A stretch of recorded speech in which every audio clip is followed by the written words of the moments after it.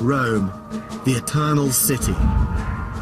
Today it's a place dominated by Christianity. Its churches rule the skyline. Its faithful pack the streets. Every year, thousands upon thousands of pilgrims from across the world flock here to worship in the place that is truly the beating heart of the Catholic faith. For many, Rome's status as a holy city begins with Christianity. But in fact, its origin as a sacred site owes everything to its pre-Christian past. It was exotic pagan deities who were first credited with transforming a hillside village to the capital of the most powerful empire the world has ever known. These were the gods of thunder, love, war, and wisdom, who dominated the city for 1,000 years and held its fortune in their hands.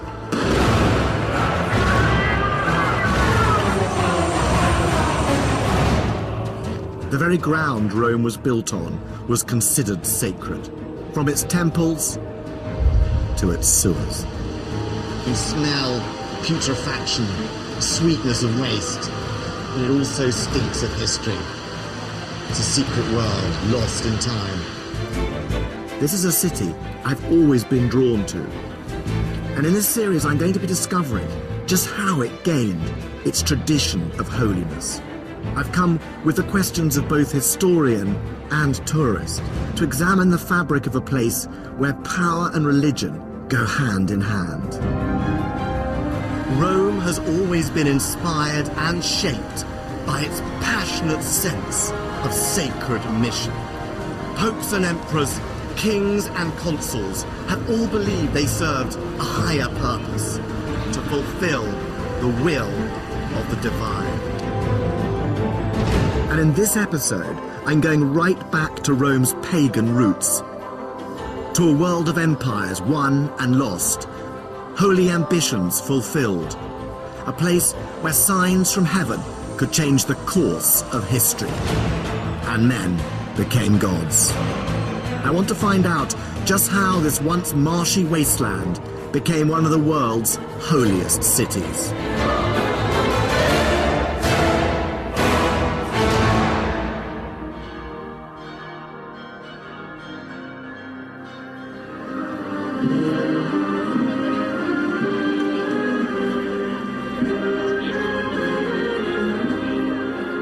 Every July, Rome celebrates one of its favorite festivals.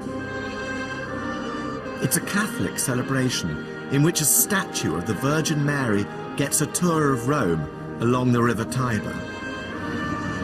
And she's off.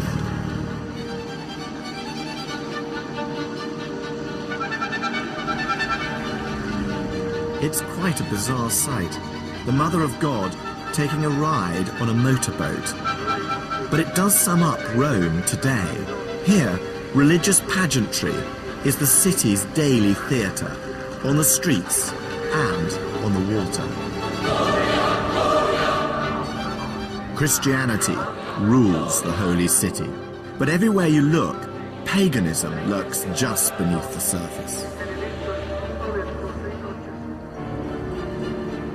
Images of Mary on street corners were once pagan shrines devoted to the household gods.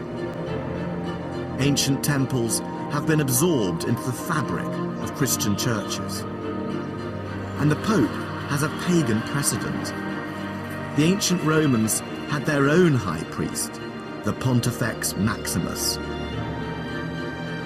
Even this procession has echoes of the pagan world.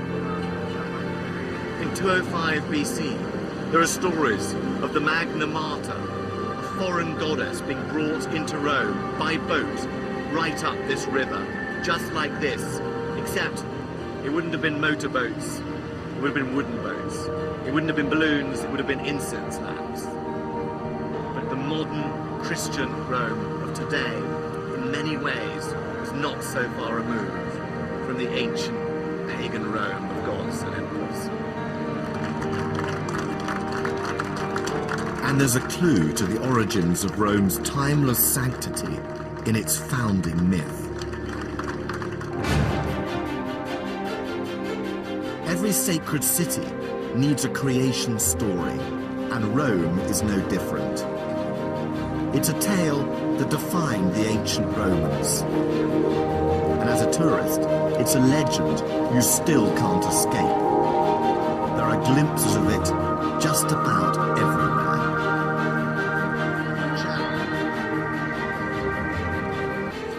And here it is, 2 children suckling a she-wolf. It's a timeless vision of human dreams and nightmares. Lupine ferocity meets maternal nurture. But it sums up everything the Romans wanted to believe about themselves and their city's destiny.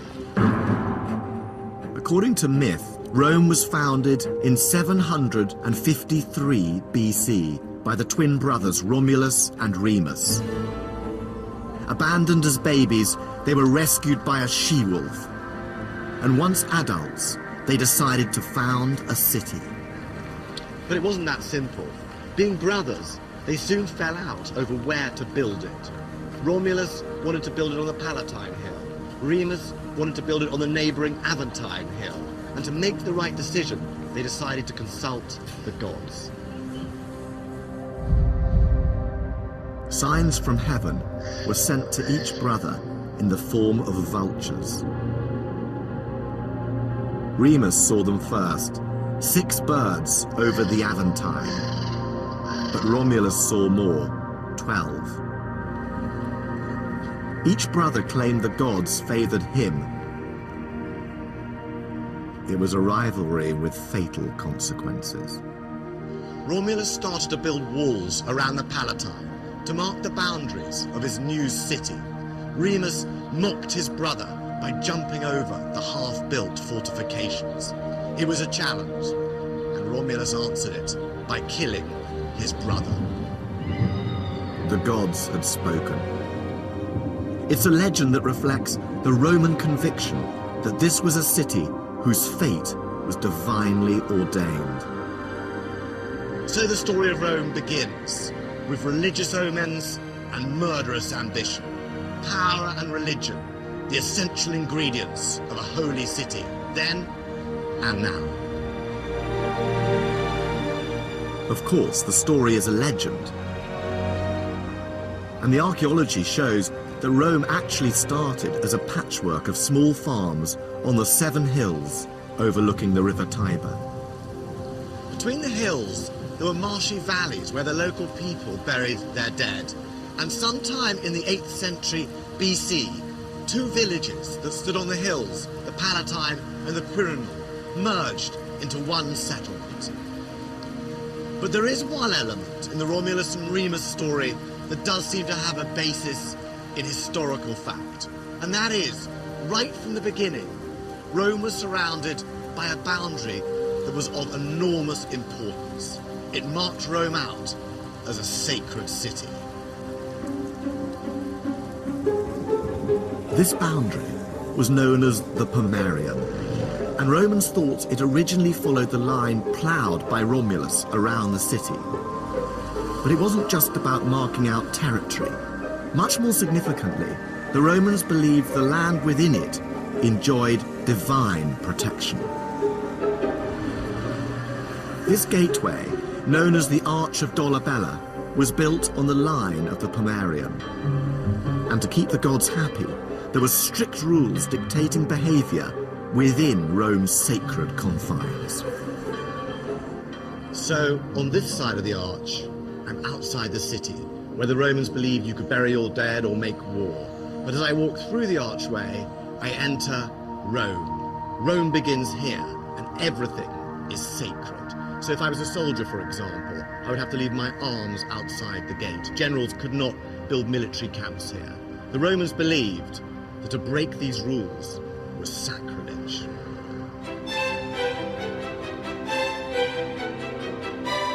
And this idea of what is and isn't sacred space has influenced the way the entire city has been laid out. It's why one of the main thoroughfares into Rome, the Appian Way, is lined with tombs. but only up to a certain point. They stop the moment you enter the city itself. It's also why the tombs of the early Christians, the catacombs, are on the outskirts and not in the center. But the sacred space in Rome wasn't just what you saw around you. It also extended beneath your feet, right underground. Deep below Rome is one of its most secret and holy sites. It's a network of sewers, but they weren't just to wash away the effluence of the Romans.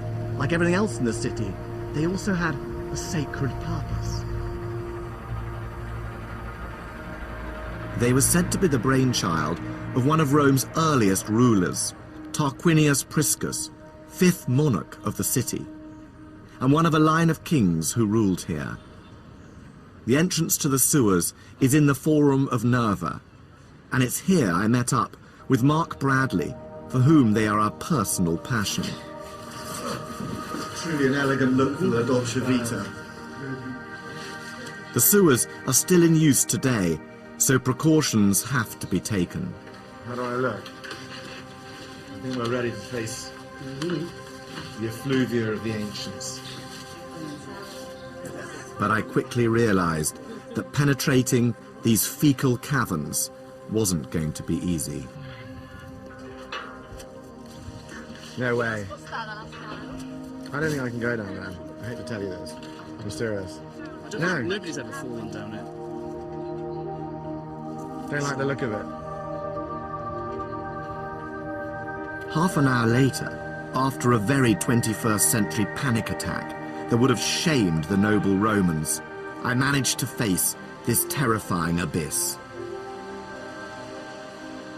And as I descended into this twilight canyon of filth, I could smell it before I could see it. What a place. Oh my God. What is that? This is absolutely extraordinary down here. Yes, I mean, these are terribly, terribly important. This is the Cloaca Maxima, the Great Sewer, which is the oldest surviving intact monument in Rome. Forget all the temples, forget all the palaces. This is the real start of Rome. And one of the main functions of these sewers originally was to drain the Forum that was being periodically flooded by the Tiber. It's massive. You can sail a boat through here, and the Romans boasted about sailing boats through here. Come on, let's explore.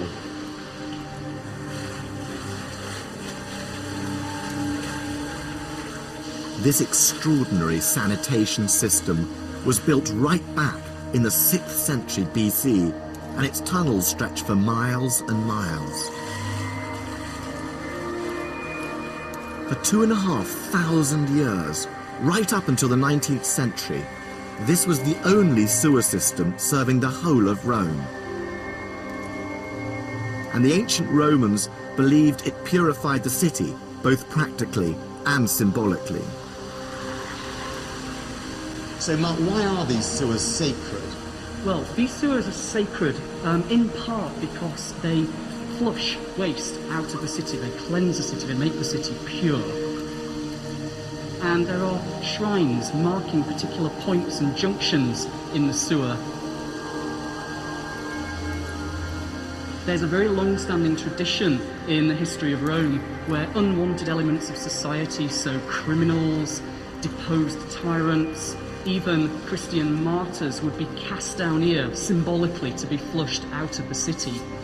Which emperors were actually tossed down here? The one emperor who is very famous for this is the Emperor Elagabalus in the early 3rd century AD, who was a depraved young emperor who made a complete mess of Rome. He was eventually assassinated.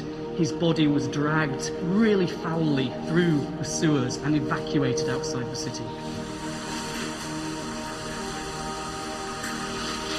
That's all that's left of one of the last people to be here. The Romans believed this purging of the city was key to its very survival. If Rome was pure, the gods would be happy, and the city's fortunes would be secure.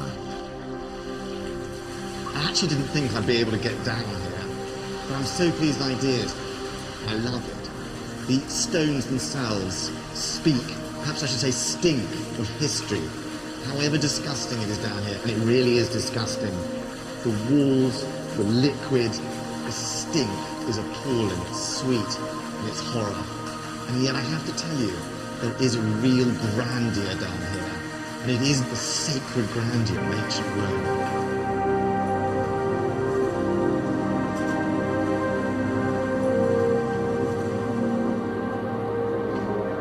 This splendid subterranean world has shown me that right from its inception, Rome was regarded as a holy city, above and even below the surface.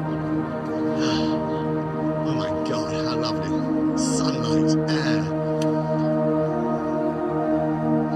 Goodbye, ancient tunnels of Rome.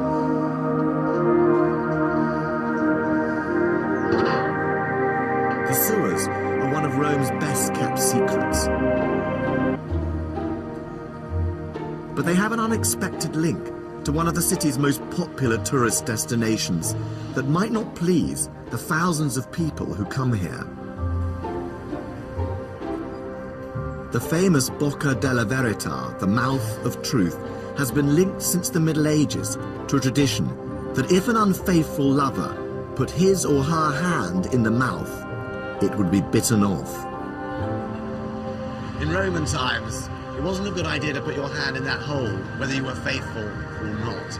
This is, in fact, a monumental sewer cover, decorated with the face of Oceanus, god of the oceans. The risk was not so much from infidelity as from infection.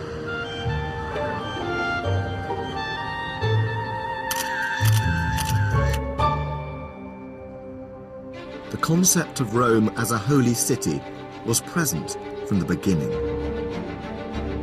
And it not only shaped how the Romans designed their city, it also influenced every political decision its rulers made. The Romans were obsessed with the gods and their moods, and that governed how they behaved from dawn till dusk. Every soldier, every Caesar, believed he had a religious role. To commemorate the greatness of Rome was to celebrate its holy destiny. In this city, religion and politics were inseparable bedfellows. Nowhere is this marriage of sacred and secular more blatant than here, at the Forum, the heart of pagan Rome. It was first built in the 6th century BC as a civic centre, after the sewers were established and the land drained. And for 1,000 years, it was the centre of Roman public life. Here speeches were given, criminals were tried, laws were made, and temple after temple was raised to the glory of the gods of Rome. According to legend, this was home to another king of the city, whose influence shaped the earliest traditions of Roman life. His name was Numa Pompilius. The Romans believed that it was Numa who created the religious rituals and structures that made possible the rise of Rome. And he did it right here. When you visit the Forum for the first time, you're both dazzled and bewildered. It's a mishmash of architectural fragments from different ages. There are traces of temples built and rebuilt, layer upon layer of Roman history. Much of what stands here today belongs to the time of the emperors, the last leaders to make their mark. But the origins of this site can be dated right back to the period of the Roman monarchy. King Numa was said to have established 4 colleges of priests with very clear responsibilities that were not just religious, they were also political. And without their say-so, the entire routine of Roman politics would grind to a halt. All buildings in the Forum, public or private, were dedicated to the gods. And all political decisions had to be made on sanctified ground, from holding elections to passing laws. So it was a group of priests known as the Augurs who had the final say over planning decisions. This was the Senate House, but it was also something called a templum, a sacred space. The Augurs would consult the heavens to approve the site and then map it out with holy staffs. It was as if the Houses of Parliament stood on a sacred rectangle. And if the space wasn't sacred, the decisions weren't valid. At the opposite end of the forum was the Regia. It was the royal residence, originally thought to be the palace of King Numa and the seat of secular power. But it was also the centre of religious control. This was once the headquarters of the Pontifex Maximus, the high priest, the supreme religious authority of Rome. And Pontifex Maximus literally means the greatest bridge builder. He was the bridge between gods and men. He regulated the rituals of Roman life and the divine law, and this gave him considerable political authority. But he was also master of the Vestal Virgins, and right next door to his headquarters was their house and temple. The Virgins were priestesses of Vesta, the goddess of the hearth and home, who had a special link to the fortunes of the entire city. The Vestal Virgins were chosen at the age of 6 for their moral and physical perfection. Their task was to tend the sacred flame of the sacred hearth of the city, and the Romans believed that if the fire went out, the city itself would fall. The whole forum was a place where religious practice ensured Rome's political decisions had divine backing.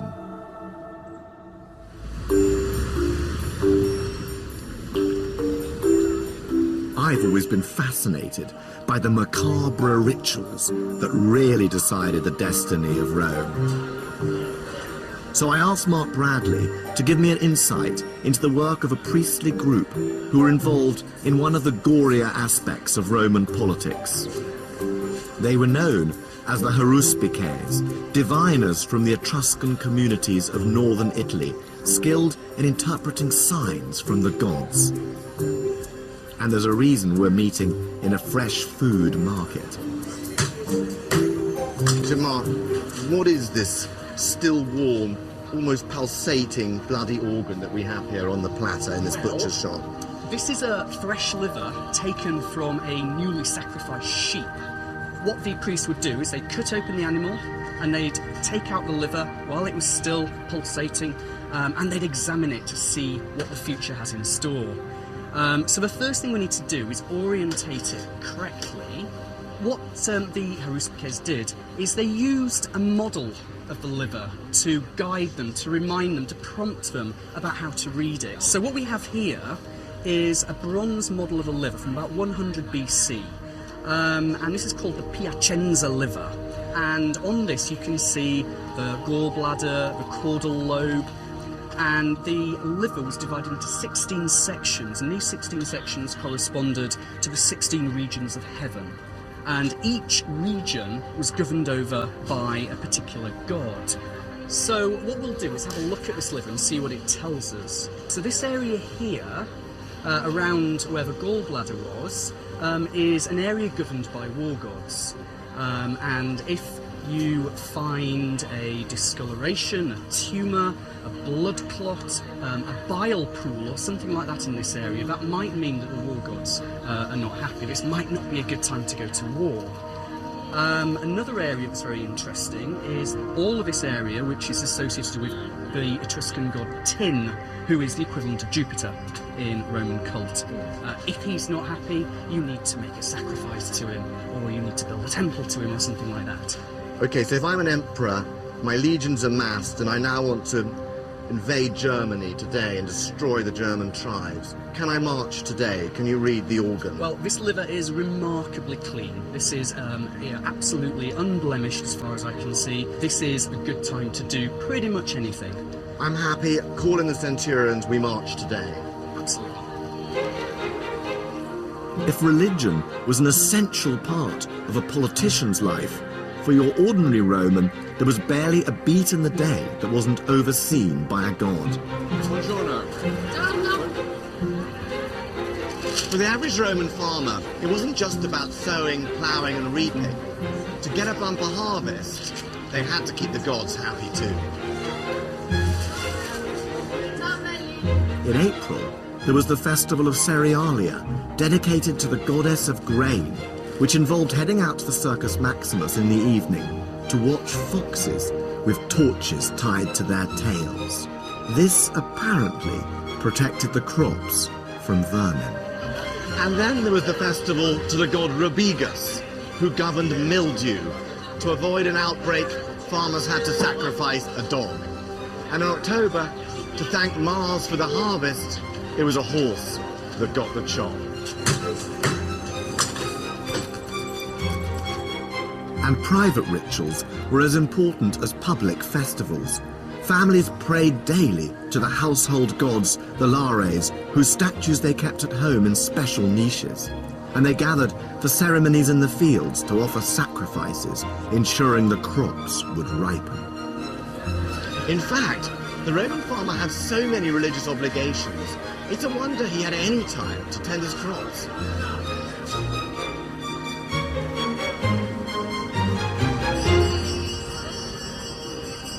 The religious structures and practices said to have been established by King Numa largely formed the basis of Roman religion for the entire first millennium of Rome. But in 509 BC, a political crisis broke out.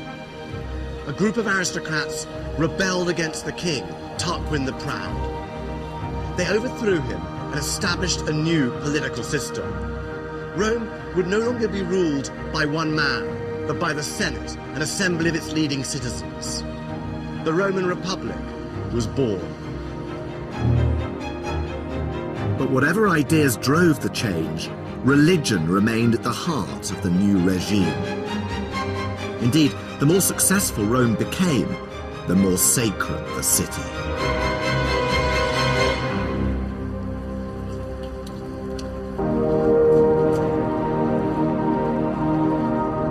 The dawn of the Republic was marked by an event that would have seen the whole of Rome celebrating in the streets.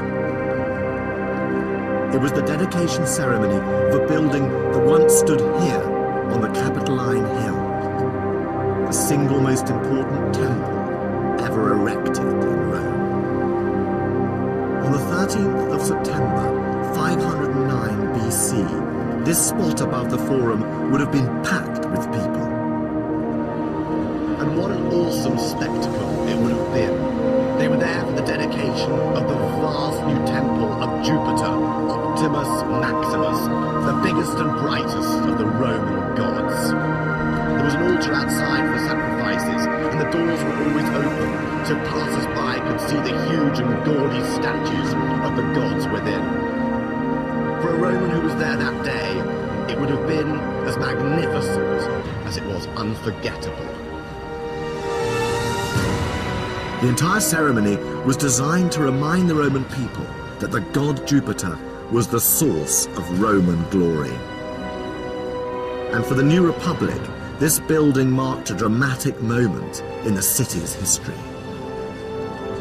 This was the opening ceremony of the first pagan cathedral of Republican Rome.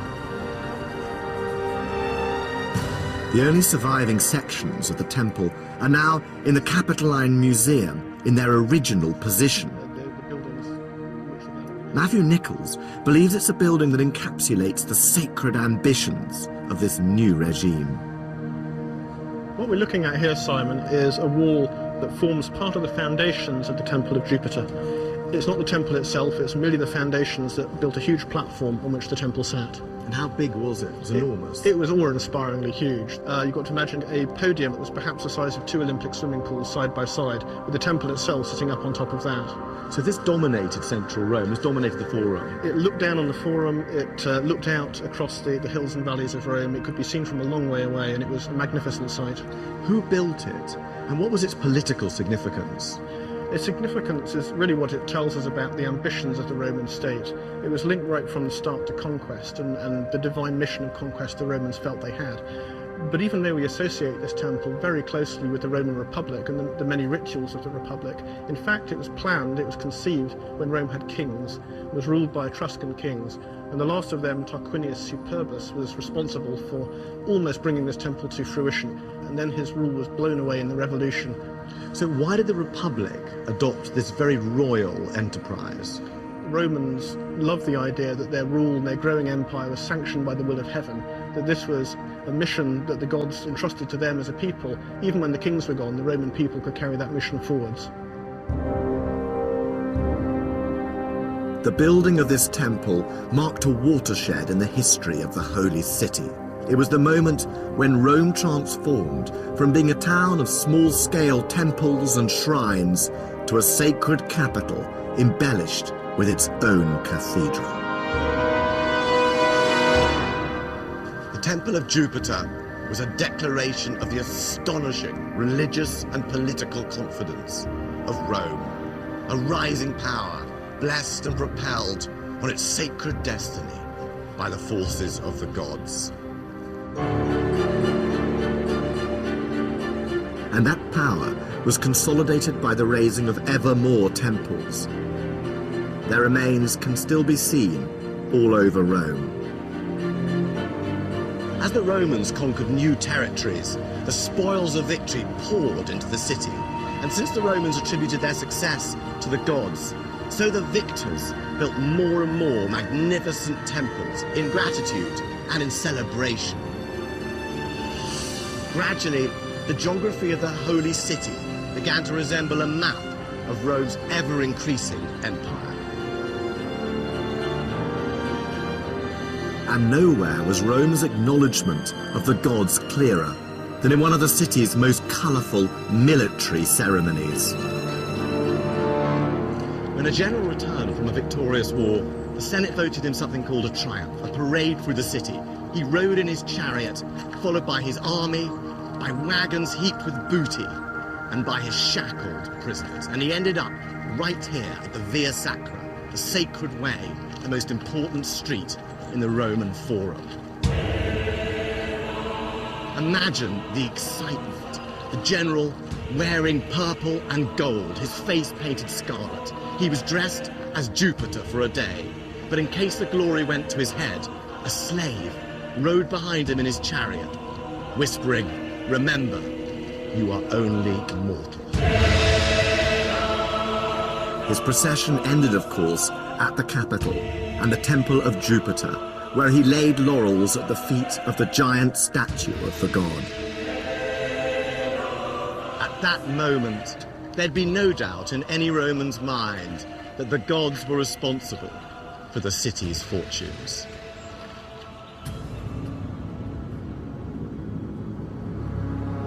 But the success of the Republic came at a price.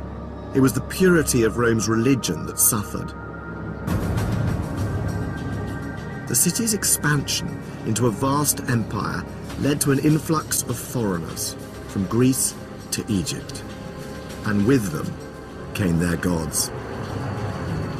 Rome's senators could have suppressed these new divinities and stayed faithful to their own, but they took a more pragmatic approach.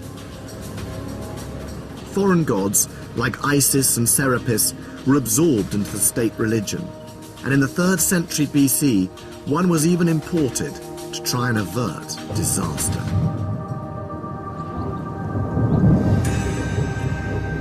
In 205 BC, Rome faced one of its gravest crises. For almost a century, the city was engaged in a power struggle for control of the Mediterranean.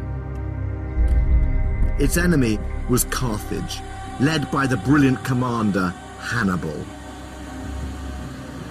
And it was a threat that led to the introduction of one of the most flamboyant and exotic new goddesses to the city, just in the nick of time.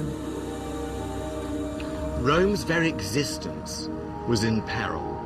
Strange portents and mysterious hailstone storms threatened danger, and in their panic, the Romans decided to consult the Sibylline books, sacred texts kept in the great temple of Jupiter. Their advice was clear. In order to avoid defeat by Hannibal and the Carthaginians, the Romans must import a foreign goddess from Asia Minor. Her name was Magna Mater, the Great Mother, and her arrival in the city and her acceptance as one of its official gods, that alone would help save Rome.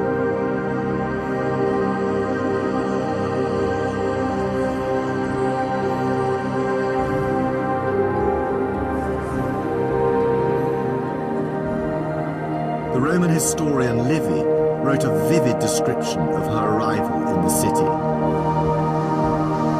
The goddess was shipped up the Tiber, accompanied by her cult officials, known as the Galli, self-castrated eunuch priests.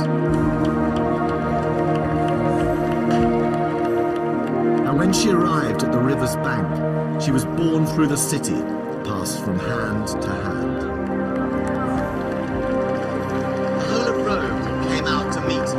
Incense burners lined the streets, and all the Romans prayed that she would enter the city willingly.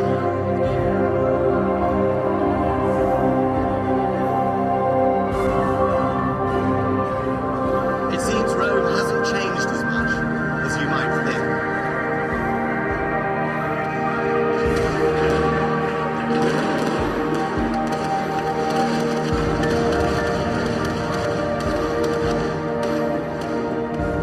Shortly after her arrival, Magna Mater was given a home at the very center of the city, a temple on the Palatine Hill, and her rituals were incorporated into the official calendar. 3 years later, Hannibal was defeated. The story of Magna Mater shows how far Rome had come. It had transformed from sacred village to a holy city, dedicated to a multinational pantheon of deities.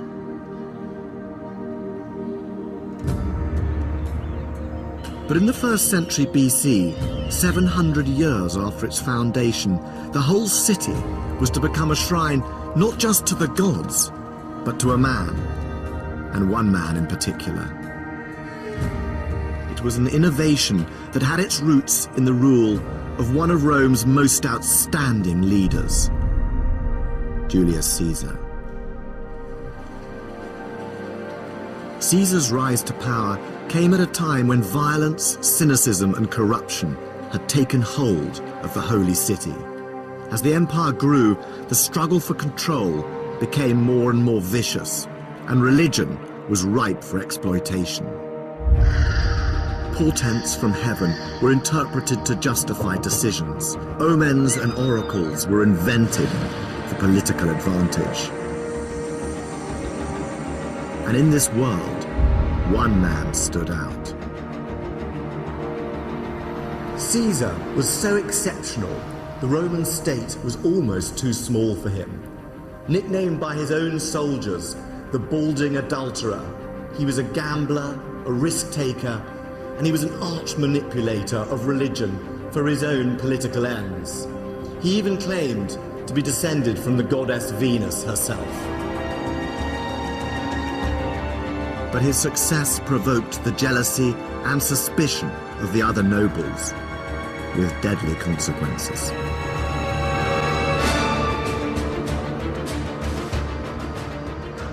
This little-known square is the closest you can get to the spot where Caesar was murdered. In the 1st century BC, these ruins were temples. And on the Ides of March 44 BC, Caesar was passing here when he was stabbed by a group of conspirators. At first, he fought back, but when he saw among the assassins was Brutus, his mistress's son whom he adored, he gave up. His murder was meant to save the Republic, but in fact, it just accelerated the end of the dream. With Caesar's successors, Rome would no longer be ruled by the Senate as a republic, but by a single ruler as an autocracy. And with this new political order came an innovation in Roman religion, which would once again have a huge physical impact on the holy city and on the daily lives of the ordinary people who lived here. The emperor wouldn't just be the most powerful political leader in the Western world. He was about to become the son of a god.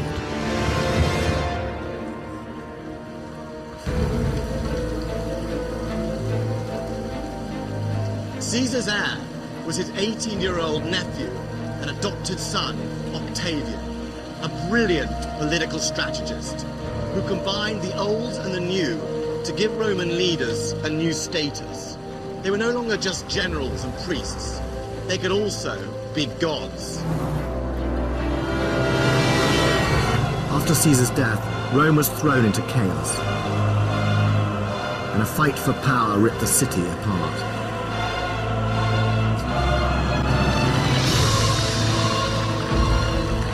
Octavian found himself in a bitter struggle to rule the empire against Caesar's right-hand man, Mark Antony. Mark Antony allied himself with the irresistibly vampish and hugely ambitious Queen of Egypt, Cleopatra. Together, they embraced an Eastern version of power and religion.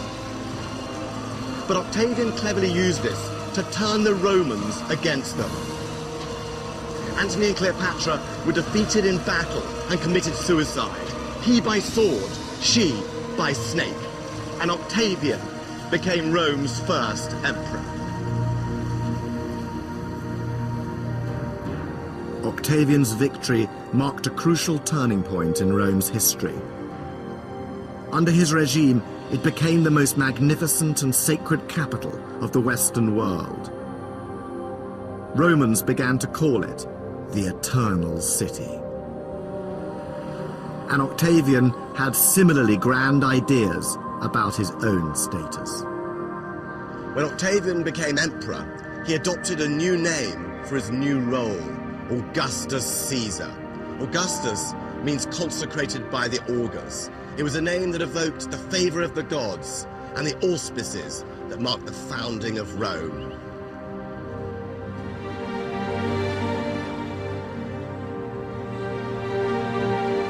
The name Caesar also linked Augustus to his murdered uncle, Julius. And very early on, he had a temple built here in the Forum, in his uncle's honor. It doesn't look like much now, but this once dominated the entire south side of the Forum. Before it was built, this was where they brought Julius Caesar's body after his assassination, and it was here that they cremated him before huge crowds. The temple marks a major change in Roman religion. This is when they started to treat their rulers not as men, but as gods. On the 1st of January 42 BC, the Senate passed an unprecedented decree. They declared Julius Caesar divine. It made him the first historical Roman ever to be officially deified. With a temple and priests, this mere mortal had now become a god. And if Julius Caesar was a god, then his adopted son Augustus had a new title, Divi Filius, son of a god.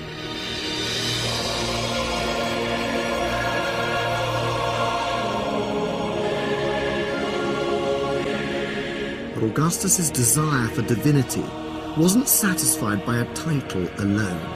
He spent the next 4 decades taking steps which gradually tied Roman religion not just to the city of Rome, but to a single person, the emperor. And he did it through a vigorous program of rebuilding and religious renewal. He reinstated ancient religious festivals, rebuilt crumbling temples, filled vacant priesthoods. He claimed he was restoring Rome's ancient past to please the gods. What he was really doing was making Rome his own. Augustus subtly co-opted new powers, taking on the mantle of all the major priesthoods in Rome, culminating in 12 BC when he declared himself Pontifex Maximus. 5 years later, he divided the city into new districts. And on every street corner, he built a shrine. In his meticulous way, he was altering the whole focus of Roman worship. Very few traces of these ancient shrines remain, but there's one in the Vatican Museum. It's tucked away from public view in the Pope's own private gallery.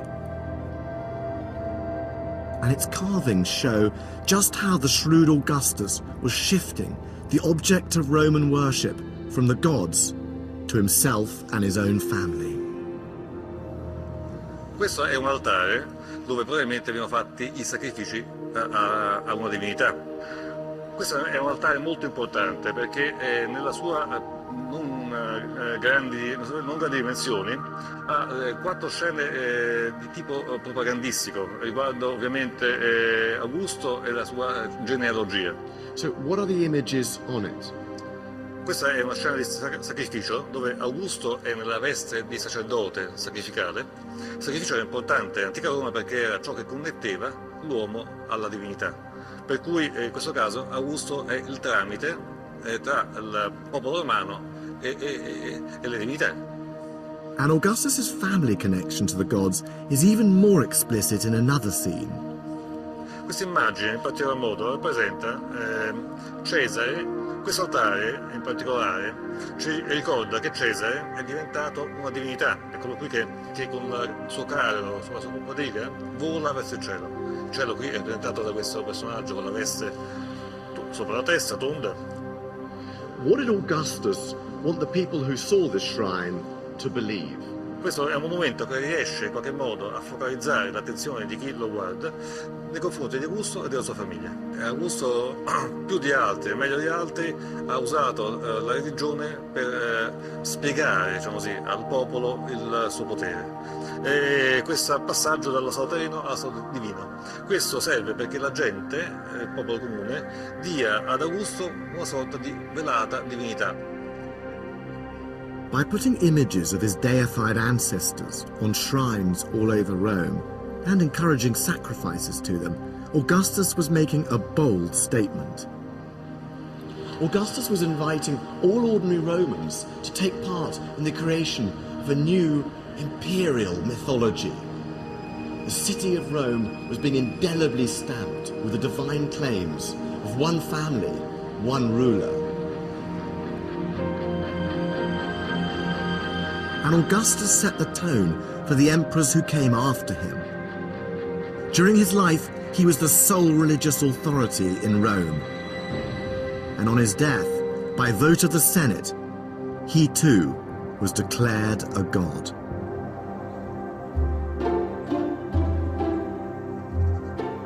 The Forum is a living testament to Augustus's precedent. Temples to deified emperors would soon dominate this sacred space.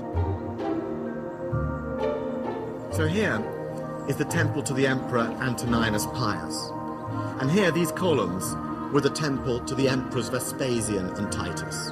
Now, Vespasian, who was a bluff soldier, kept a sense of humor about divinity. When he lay on his deathbed, he joked, "I think I'm about to become a god." But other emperors lacked his sense of detachment.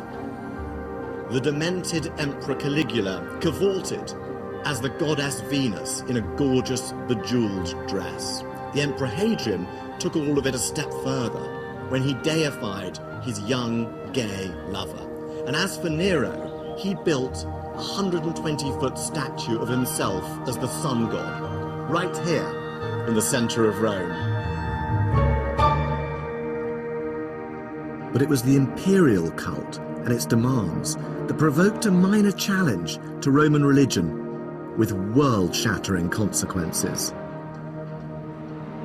A new generation of foreign sects was starting to gain popularity in the city, and one in particular showed resistance to this worship of emperors. That cult was, of course, Christianity. And 300 years after its emergence, it would entirely reshape the city of Rome. The pagan temples would be converted into churches, leaving the Roman gods to crumble into dust. But when it first arrived in Rome in the 1st century AD, Christianity looked less like a force to be feared and more like a sect of cranks with peculiar and preposterous beliefs worthy of mockery. And there's a glimpse of just how unthreatening the pagan Romans initially thought the Christians were in a rare piece of ancient graffiti uncovered by archaeologists in the 19th century. So here it is. It's very small and it's very hard to see, but I find it absolutely fascinating. What we have here is a human figure being crucified on the cross. What's bizarre about it is that the person being crucified has the head of a donkey. There's a figure apparently worshipping beside the cross, hand raised, possibly a soldier. And underneath it says, Alex Amenos worships his God. Now what's remarkable about this is it's the first ever representation of the crucifixion in history. What's interesting is that it's clearly not by a Christian at all, but by a pagan Roman. The graffiti dates from between the 1st and 3rd centuries AD, and at that time, the symbol of the cross wasn't something the Christians were proud of. Crucifixion was a shameful death, the method of execution for the lowest criminals, like showing someone today with a noose around their neck. And in the earliest Christian art, the cross doesn't appear at all. So this pagan graffiti artist is deliberately mocking and insulting Christian worshippers.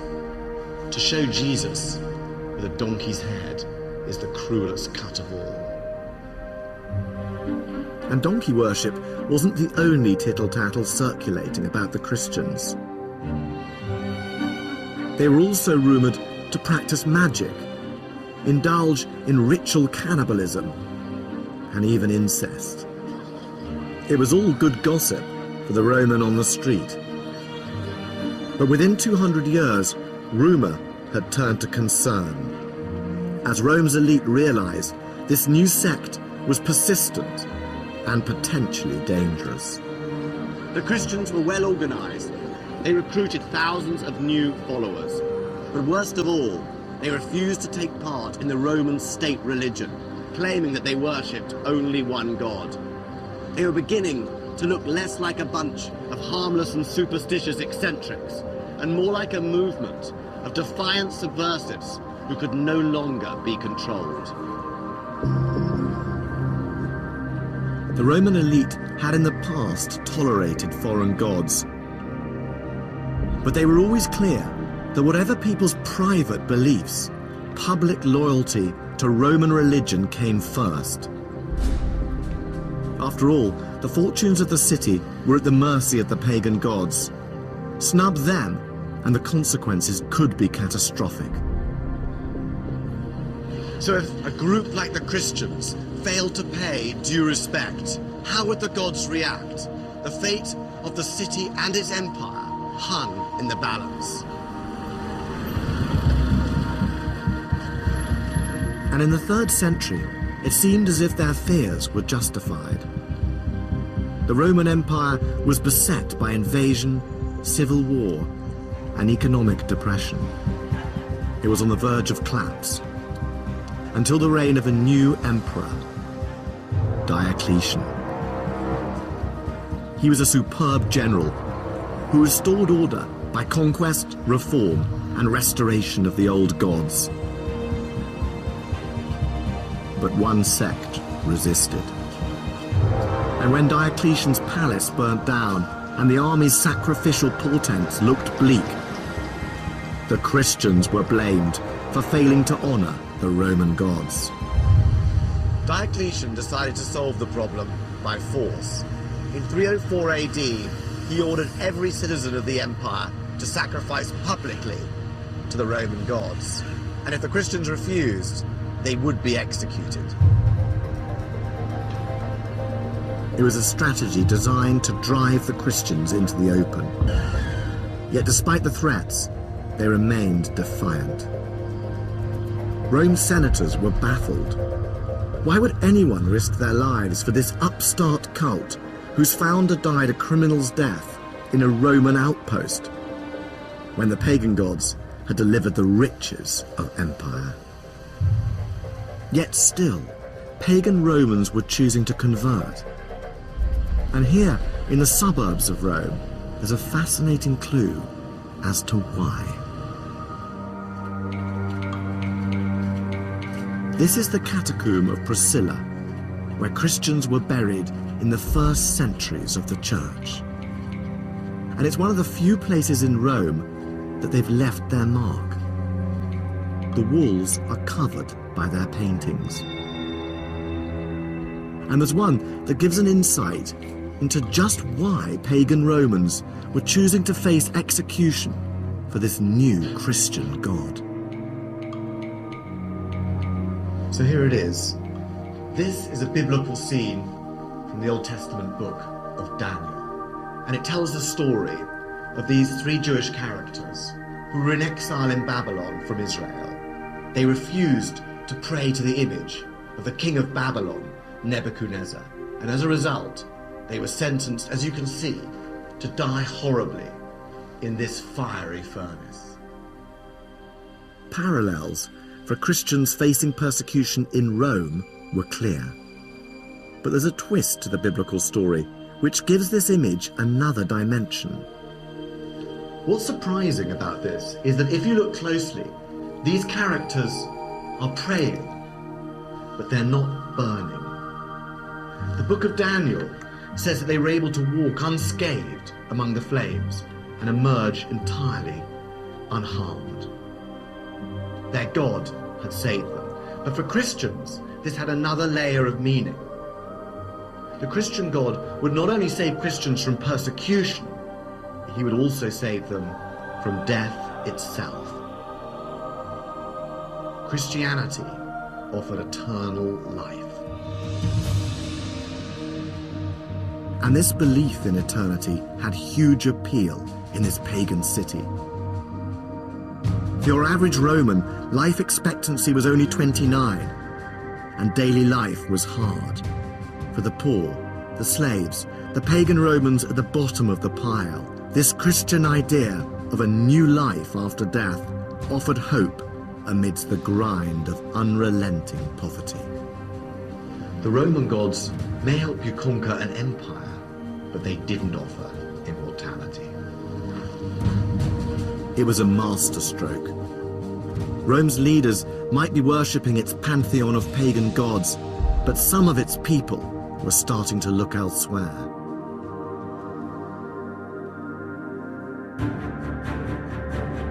Ancient Rome has always been a symbol of secular power. But you can't understand the might of this city without also grasping the sacred beliefs of the Romans themselves. Right through its history, Rome's greatness was inextricably linked to its sacred mission. For its first 1,000 years, Rome's palaces and temples expressed one thing. This was a holy city, blessed by the gods to rule the world. But all that was to change. A new god was about to take Rome. Next time, Rome's transformation from pagan heartland to the capital of Christendom as religious revolution hits the holy city. Waldemar Januszczak brings the dark ages out into the light here on BBC HD. His brand new series continues at 7:30 tomorrow. Next tonight, though, stay with us for an epic journey around our frozen planet.